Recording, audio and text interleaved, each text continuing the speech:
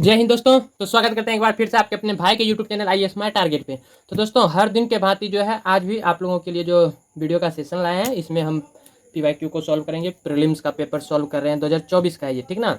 तो यूपीएससी 2024 में जो प्रीलिम्स में जीएस में पूछे थे प्रश्न उन्हीं का सेट ए कवर कर रहे हैं। तो लगभग आज ये कंप्लीट हो जाएंगे, ठीक है। तो 2024 का जीएस आज पूर्ण रूप से कंप्लीट हो जाएंगे और इनका प्लेलिस्ट भी बना हुआ है।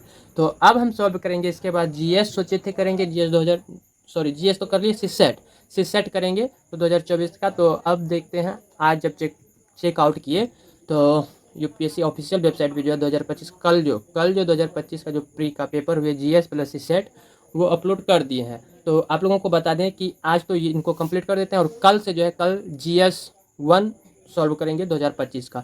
तो आप लोगों से रिक्वेस्ट है कि आप लोग जो भी रेगुलर मतलब पर डे वीडियो देख रहे हैं उनसे रिक्वेस्ट है कि आप जो है कम्युनिटी पोस्ट पे हमने पोस्ट किए हैं, वहाँ पे लिंक भी दे दिए हैं, डायरेक्ट लिंक पे क्लिक करिए तो आपको पीडीएफ डाउनलोड मतलब पीडीएफ मिल जाएंगे, वहाँ से आप डाउनलोड कर सकते हैं। तो ये ऑफिशियल वेबसाइट है यूपीएससी का, ठीक ना। तो वहीं से हम भी डाउनलोड कर लिए हैं 25 सेशन का अब की बार का। तो कल से उन्हीं को हम शुरू करेंगे। तो जो भी भाई रेगुलर पर डे देख रहे हैं उनसे यही रिक्वेस्ट करेंगे कि आप भी पीडीएफ को डाउनलोड करके निकाल लीजिए, ताकि जब भी हम सॉल्व करेंगे तो आप भी बगल में बैठ के जो है सॉल्व करिएगा, ठीक ना। तो चलिए, क्या है इसलिए हम ये चीज़ बोल दिए कि एक दिन लगभग 2 दिन हो गए, 2 दिन पहले एक सिस्टर एक बहन ने कमेंट की थी कि कह रही थी कि मतलब इनका जो अभी हम सॉल्व कर रहे हैं इनका पीडीएफ मांग रही थी। तो हम पीडीएफ दे नहीं पाए, का है ताकि यूट्यूब पे ऐसा ऑप्शन आ ही नहीं रहे जिसमें कि हम पीडीएफ को पोस्ट करेंगे, ठीक ना। तो दोबारा हम प्रयास किए थे, सोचे थे व्हाट्सअप ग्रुप पे दे देंगे, तो फिर व्हाट्सअप दिए तो एक दो मैसेज ऐसे वैसे आने लगे, तो हम सोचे कि उन्हें डिलीट कर देते हैं। तो वहाँ से हम व्हाट्सअप नंबर डिलीट कर दिए, ठीक ना। तो इसलिए जो है थोड़ा डिस्टर्ब होने लगते हैं, इस वजह से हम व्हाट्सअप नंबर नहीं दिए, ठीक है। तो ऑफिशियल वेबसाइट का डायरेक्ट लिंक शेयर कर देते हैं कम्युनिटी पोस्ट पे, वहाँ से आप लोग डाउनलोड कर सकते हैं, ठीक है। बाकी कोई भी डाउट है तो कमेंट बॉक्स में कर दीजिएगा, उनका आंसर हम लाइव में ज़रूर दे देंगे, ठीक है। तो चलिए सब अपना अपना स्टडी पे फोकस ज़्यादातर करते रहिए, क्योंकि ये एग्ज़ाम थोड़ा अलग टाइप का है, ज़्यादा इसमें आगे जानते ही हैं क्योंकि आप भी इनका एस्पिरेंट हैं। तो चलिए, आज का प्रश्न जो है कहाँ से प्रारंभ होंगे, आज का 93 लगभग 93 प्रश्न से प्रारंभ होंगे, यानी कि 8 प्रश्न टोटल रह गए हैं। तो 8 को आज हम कवर करेंगे, ठीक है। तो चलिए वीडियो को स्टार्ट करते हैं। तो देखिए लगभग 93 यहीं से एक ही बार में निकल गए। तो देखिए प्रश्न क्या कह रहे हैं। प्रश्न कह रहे हैं कि लोकसभा के अध्यक्ष के संदर्भ में निम्नलिखित कथनों पर विचार कीजिए। जब लोकसभा के अध्यक्ष को हटाने का कोई संकल्प विचाराधीन है तब, यानी कि यहाँ कह रहे हैं कि जब लोकसभा का जो अध्यक्ष होते हैं स्पीकर, ठीक ना, तो स्पीकर या चीफ, तो इनको यदि हटाने की बात करा जाए तो उस टाइम संकल्प विचाराधीन है तब वह पीठासीन नहीं होगा। और 2 कह रहे हैं उसे बोलने का अधिकार नहीं होगा। तीसरा कह रहे हैं वह संकल्प पर प्रथमतः मत देने का या की हकदार नहीं होगा या होगी। क्लियर। तो अब हम बात करते हैं, एक एक करके बात करते हैं।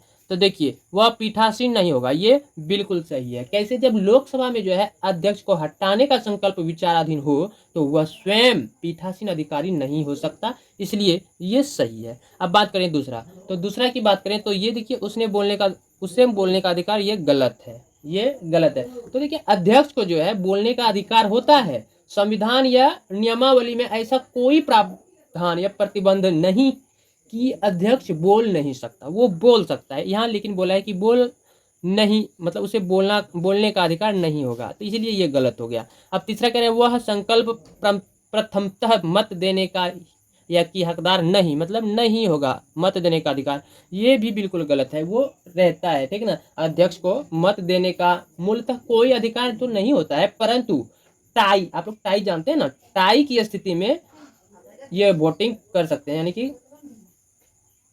हाँ ये टाई की स्थिति में वोटिंग करते हैं। लेकिन हटाने के प्रस्ताव पर यदि वो सदन का सदस्य होने के नाते सामान्य मत देने से वंचित नहीं है, इसलिए ये भी गलत हुआ। एकदम सिर्फ ए सही है, एक। तो 93 का केवल एक ऑप्शन ए इनका सही जवाब हो जाएगा। क्लियर है। अब प्रश्न संख्या 94 भारतीय संसद के संदर्भ में निम्नलिखित कथनों पर जो है क्या करना है, विचार करना है। पहला कथन कह रहे हैं लोकसभा में लंबित कोई विधेयक उसके विघटन हो जाने पर व्यपगत हो जाता है। व्यपगत, ये बिल्कुल सही है। तो देखिए यदि कोई विधेयक जो है केवल लोकसभा में उत्पन्न होता है, लोकसभा में यदि वो उत्पन्न होता है और लंबित होता है तो, और लोकसभा के भंग होने से पहले पारित नहीं होता है, तो वह विधेयक व्यपगत हो जाता है, ठीक ना। तो ऐसा इसलिए होता है क्योंकि लोकसभा जो विधेयक पर विचार कर रही थी अब अस्तित्व में नहीं है, इसीलिए, ठीक ना। तो इसीलिए ये सही हो जाएगा। अब दूसरा दूसरा बात करते हैं, लोकसभा द्वारा पारित और राज्यसभा में लंबित कोई विधेयक लोकसभा के विघटन हो जाने पर विपगत हो जाता है। ये भी बिल्कुल सही है। तो देखिए, यदि लोकसभा ने एक विधेयक पारित कर दिया और उसे राज्यसभा में भेज दिया है, लेकिन राज्यसभा ने लोकसभा के भंग होने तक उसे पारित नहीं किया है, तो विधेयक व्यपगत हो जाता है। तो इसका तर्क यह है कि मूलभूत लोकसभा जिसने विधेयक पारित किया था अब अस्तित्व में नहीं है, तो इसलिए वो मतलब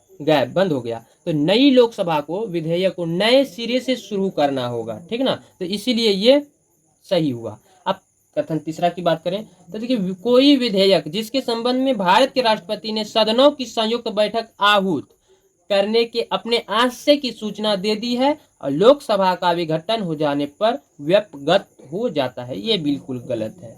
देखिए, भारतीय संविधान का यदि अनुच्छेद 107 का 5वां बात करें तो यदि राष्ट्रपति ने लोकसभा के विघटन से पहले अनुच्छेद 108 के तहत संयुक्त बैठक बुलाने, संयुक्त बैठक मतलब दोनों सदनों के बीच जो है गतिरोध की स्थिति में, ऐसा नहीं कि एनी टाइम, जब दोनों सदनों में कुछ गतिरोध उत्पन्न हो जाते हैं तो ऐसी स्थिति में अनुच्छेद 108 के तहत जो है संयुक्त बैठक बुलाने के अपने इरादे को अधिसूचित कर दिया है, तो विधेयक व्यपगत नहीं होता है। इसका तर्क यह है कि राष्ट्रपति द्वारा गतिरोध को हल करने की प्रक्रिया पहले ही शुरू हो चुकी है और इसे लोकसभा के विघटन की प्रवाह किए बिना जारी रहना चाहिए, ठीक ना। तो इसलिए ये गलत हो गया। अब यहाँ से हम मिला सकते हैं, यहाँ से यदि हम मिलाते हैं तो 1 और 2 सही है, 3 गलत है, तो 3 वाला तो कट गए, 1 और 2 जहाँ पे है वो सही हो जाएंगे। इसका मतलब ऑप्शन बी में 1 और 2 दोनों है, तो ऑप्शन बी इनका सही जवाब हो जाएगा। क्लियर है। इस तरह से हम 2 प्रश्न को सोल्व कर लिए। अब तीसरा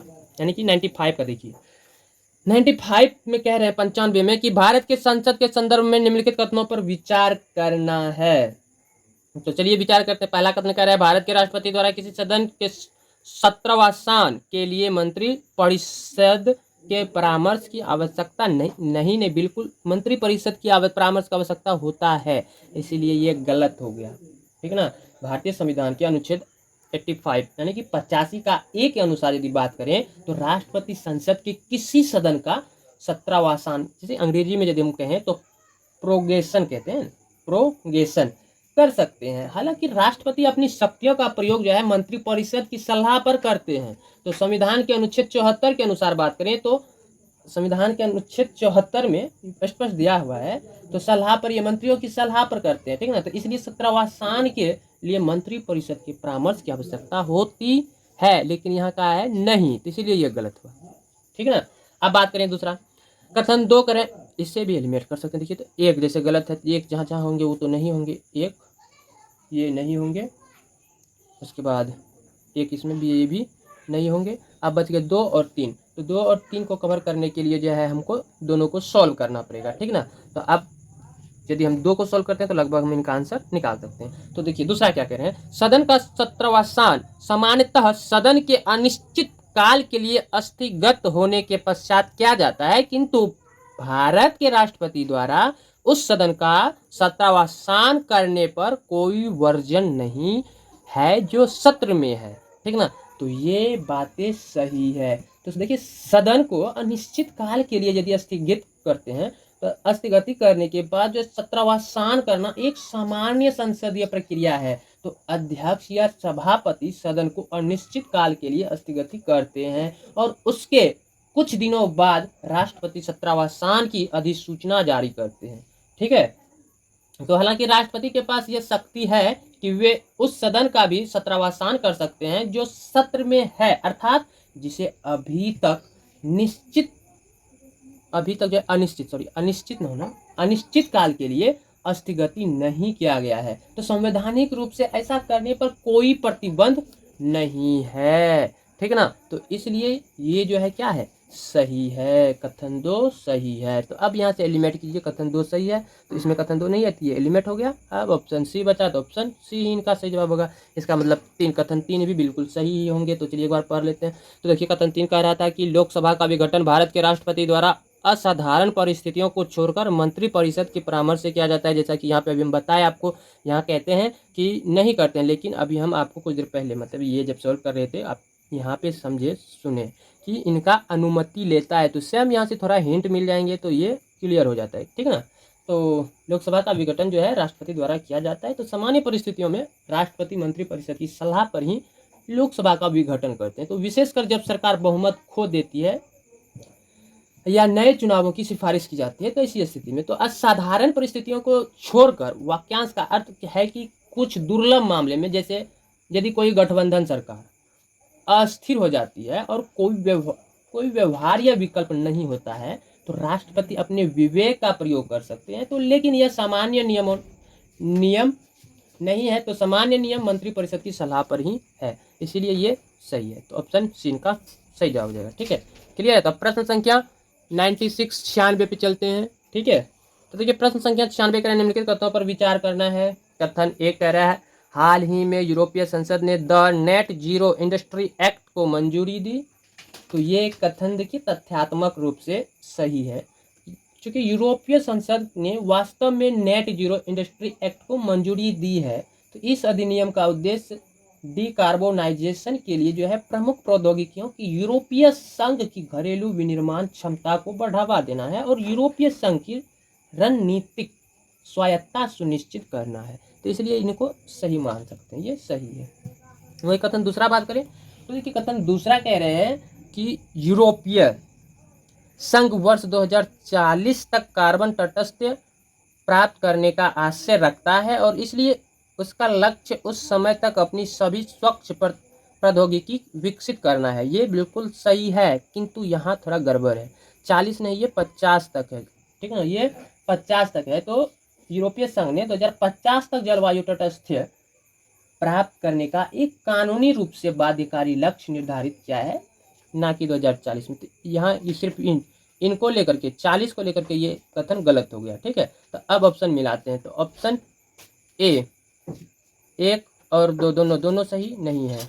कथन 1 और कथन 2 दोनों सही है, ये भी गलत।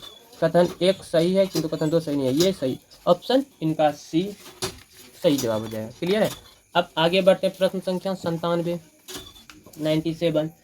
तो देखिए प्रश्न संख्या 97 कह रहे हैं निम्नलिखित कथनों पर विचार कीजिए। कथन 1 कह रहे हैं कि हाल ही में वेनेजुएला अपने आर्थिक संकट से तेजी से उबरने में सफल हुआ है और अपने लोगों को दूसरे देशों में पलायन प्रवासन करने से रोकने में सफल हुआ है। ये बिल्कुल गलत है। गलत इसलिए है कि अभी यदि वर्तमान में न्यूज वगैरह देखिएगा तो वेनेजुएला जो है अभी भी एक गंभीर और चल रहे आर्थिक और मानवीय संकट का सामना कर रहा है। तो उच्च मुद्रास्फीति, आवश्यक वस्तुओं की कमी और राजनीतिक अस्थिरता के कारण जो है बड़े पैमाने पर प्रवासन जारी है।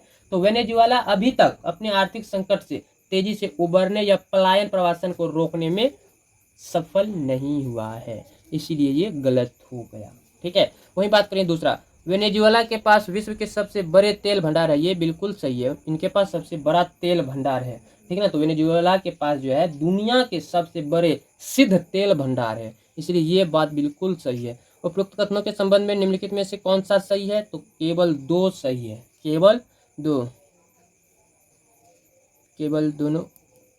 है। कथन 1 सही है किंतु कथन ऑप्शन डी, कथन 1 सही नहीं है किंतु कथन 2 सही है। ऑप्शन डी इनका सही जवाब हो जाएगा, क्लियर है। अब प्रश्न आगे बढ़ते हैं। प्रश्न संख्या 98। प्रश्न संख्या 98 कह रहे हैं कि डिजिटल इंडिया भूमि अभिलेख आधुनिकीकरण कार्यक्रम के संदर्भ में निम्नलिखित कथनों पर विचार करना है। देखिए डिजिटल इंडिया DIL उसके बाद RMP, इनको शॉर्ट में ये बोलेंगे, ठीक ना, DILRMP, डिजिटल इंडिया भूमि अभिलेख आधुनिकीकरण कार्यक्रम, शॉर्ट में ये नाम हम बोलेंगे, ठीक है ना। तो देखिए अब कथन 1 मतलब कथनों पे विचार करना है। तो कथन 1 कह रहे हैं कि इस योजना को क्रियान्वित करने के लिए केंद्र सरकार जो है 100% वित्त पोषण करती है। तो इनके बारे में हम बता दें कि डिजिटल भूमि अभिलेख आधुनिकीकरण कार्यक्रम, शॉर्ट में हम इनको सीधा बोलते हैं कि DILRMP जो है एक केंद्रीय प्रायोजित योजना है। तो केंद्र प्रायोजित योजनाएं आमतौर पर केंद्र और राज्यों के बीच लागत साझा करती है। हालांकि DILRMP के मामले में केंद्र सरकार जो है राज्यों के बीच लागत साझा करती है। हालांकि इनके मामले में केंद्र सरकार राज्यों केंद्र शासित प्रदेशों को इस योजना के लिए 100% केंद्रीय सहायता प्रदान करती है। यह योजना भूमि अभिलेखों के लिए डिजिटलीकरण और आधुनिकीकरण में राज्यों की वित्तीय बाधाओं को दूर करने के लिए डिजाइन की गई थी, इसलिए यह कथन सही है। ठीक है, अब बात करें कथन 2। तो इस योजना के अंतर्गत भू संपत्ति मानचित्र डिजिटलीकृत किए जाते हैं। तो इनका बात करें तो ये भी बिल्कुल सही है। तो देखिए DILRMP का एक महत्वपूर्ण घटक भू संपत्ति मानचित्रों का डिजिटलीकरण है, ताकि भूमि में स्वामित्व और सीमाओं का सटीक और सुलभ रिकॉर्ड बनाया जा सके, इसीलिए ये सही है। कथन तीसरा, अब इन दोनों से भी हम प्राप्त कर सकते हैं आंसर। 1 2 जिसमें होंगे वो सही होंगे। 1 2 इसमें है, इसमें 1 नहीं है तो ये कट गया, इसमें 2 नहीं है तो कट गया, इसमें 1 2 3 है, जिसका मतलब तीनों को भी कवर करना पड़ेगा। तो देखिए 3 में क्या कह रहे हैं, 3 में कह रहे हैं कि स्थानीय भाषा में उपलब्ध अधिकार अभिलेखों को भारत के संविधान द्वारा मान्यता प्राप्त किसी भी भाषा में लिप्यंतरित करने की पहल की गई है। तो इनके बारे में बताएं। देखिए DILRMP का जो मुख्य उद्देश्य भूमि अभिलेखों की डिजिटलीकृत एकीकृत और अध्ययन करना है, तो जिससे वे स्थानीय भाषा में डिजिटल रूप से उपलब्ध हो। इसका उद्देश्य यह नहीं है कि अधिकार अभिलेखों को संविधान की मान्यता प्राप्त किसी भी भाषा में लिप्यंतरित किया जाए। तो यह अभिलेखों की स्थानीय उपलब्धता और डिजिटलीकरण पर केंद्रित है, ना कि भाषाओं के बीच व्यापक अनुवाद या लिप्यंतरण पर। तो संविधान में 22 भाषाएं मान्यता प्राप्त है, तो सभी दस्तावेजों को उनमें से किसी में भी लिप्यांतरित करने का कोई विशिष्ट या प्रावधान इस योजना में नहीं है। तो दस्तावेजों को उनकी मूल स्थानीय भाषा में डिजाइन किया जाता है, तो इसलिए ये गलत हो गया। तो 1 2 जहाँ है वो सही हो जाएगा, ऑप्शन ए इनका सही जवाब हो जाएगा। क्लियर है। अब प्रश्न संख्या 99। प्रश्न संख्या 99 कह रहे हैं कि प्रधानमंत्री सुरक्षित मातृत्व अभियान, कौन सा प्रधानमंत्री सुरक्षित मातृत्व अभियान के संदर्भ में निम्नलिखित कथनों पर विचार कीजिए। पहला कथन कह रहा है कि यह योजना किसी भी सरकारी स्वास्थ्य सुविधा केंद्र में गर्भावस्था की दूसरी और तीसरी तिमाही में महिलाओं को प्रसव पूर्व चिकित्सा देखभाल सेवाओं के लिए न्यूनतम पैकेज और प्रसवोत्तर 6 महीने की स्वास्थ्य चिकित्सा देखभाल सेवा की गारंटी प्रदान करती है। तो ये बातें बिल्कुल गलत है, क्योंकि यह 6 माह के लिए प्रसव उत्तर देखभाल की गारंटी के दायरे को गलत तरीके से बढ़ाता है, जो PMSMA का प्राथमिकी ध्यान या प्रत्यक्ष गारंटी नहीं है। ठीक ना, इसीलिए ये गलत है। अब कथन 2 की बात करें तो इस योजना के अंतर्गत कुछ विशिष्टताओं वाले निजी क्षेत्र के स्वास्थ्य देखभाल सेवा प्रदाता स्वेच्छा से नजदीकी सरकारी स्वास्थ्य सुविधा केंद्रों में सेवाएं प्रदान कर सकते हैं। ये बिल्कुल सही है, क्योंकि निजी क्षेत्र के स्वास्थ्य सेवा प्रदाताओं की स्वैच्छिक भागीदारी PMSMA योजना की आधारशिला है, तो इसलिए ये सही है। तो केवल 2 सही है, तो इसका मतलब ऑप्शन बी इनका सही जवाब हो जाएगा। क्लियर है। तो अब प्रश्न संख्या 100 यानी कि 100 पे चलते हैं। तो ये लास्ट प्रश्न है। तो देखिए प्रश्न संख्या 100 क्या कह रहे हैं, प्रधानमंत्री श्रम योगी मानधन यानी कि PMSYM योजना के संदर्भ में निम्नलिखित कथनों पर विचार करना है। पहला कथन कह रहे हैं कि इस योजना में नामांकन के लिए प्रवेश आयु वर्ग 21 से 40, ये गलत है, ये 18 से 40 है। ठीक ना, ये 18 से 40 है, इसलिए ये गलत हुआ। ऑप्शन बी को बात करते हैं। तो देखिए लाभार्थी द्वारा आयु विशिष्ट अंशदान किया जाएगा, हाँ ये बिल्कुल सही है। देखिए इस योजना में जो है लाभार्थी जो है लाभार्थी द्वारा किया जाने वाला मासिक अंशदान उसके नामांकन की आयु पर निर्भर करता है। तो कम उम्र में नामांकन कराने वालों को कम अंशदान करना होता है, जबकि अधिक उम्र में नामांकन कराने वालों को थोड़ा अधिक अंशदान करना पड़ता है। तो सरकार भी उतनी ही राशि का योगदान करती है, इसलिए ये बिल्कुल सही हो गया। क्लियर है। अब तीसरा देखिए, इस योजना के अंतर्गत प्रत्येक ग्राहक, ये दोनों से हम लिमिट कुछ प्रश्नों को कर सकते हैं। जैसे एक गलत है तो जहाँ जहाँ एक होंगे वो कट जाएंगे। इस तरह से अब बचा 2, तो 2 सही है तो 2 दोनों में है, ठीक ना। तीसरा सॉल्व करना पड़ेगा। तो देखिए तीसरा, इस योजना के अंतर्गत प्रत्येक ग्राहक यानी कि सब्सक्राइबर को 60 वर्ष की आयु प्राप्त करने के बाद ₹3000 प्रति माह की न्यूनतम पेंशन प्राप्त होगी। ये बिल्कुल सही है। अब सही कहते हैं कि यह इस योजना का एक मुख्य उद्देश्य है कि 60 वर्ष की आयु पूरी होने के बाद लाभार्थी को ₹3000 प्रति माह की न्यूनतम सुनिश्चित पेंशन मिलनी चाहिए। तो ये बिल्कुल सही है। तो अब यहाँ प्रश्न देखते हैं, इसमें 3 नहीं है, यानी कि 3 भी सही है, 3 नहीं है तो कट गया। तो ऑप्शन कौन सा? बी, ऑप्शन इनका बी सही जवाब हो जाएगा। तो गाइस इस तरह से हमने कवर कर लिया 100 लगभग, ये पेपर ख़त्म। तो अब हम कल के वीडियो में कल जो पेपर हुए हैं उनको कवर करेंगे, ठीक ना। तो 2025 का जो प्री हुए हैं तो उसमें जीएस और सीसेट दोनों को कवर करेंगे। तो कल से हमारा सेशन वही रहेंगे। तो आप लोगों को कम्युनिटी पोस्ट पे इनका पीडीएफ दे दिए हैं, तो आप लोग डाउनलोड कर लीजिएगा। तो चलिए मिलते हैं कल, तब तक के लिए bye bye, love you bye, good night.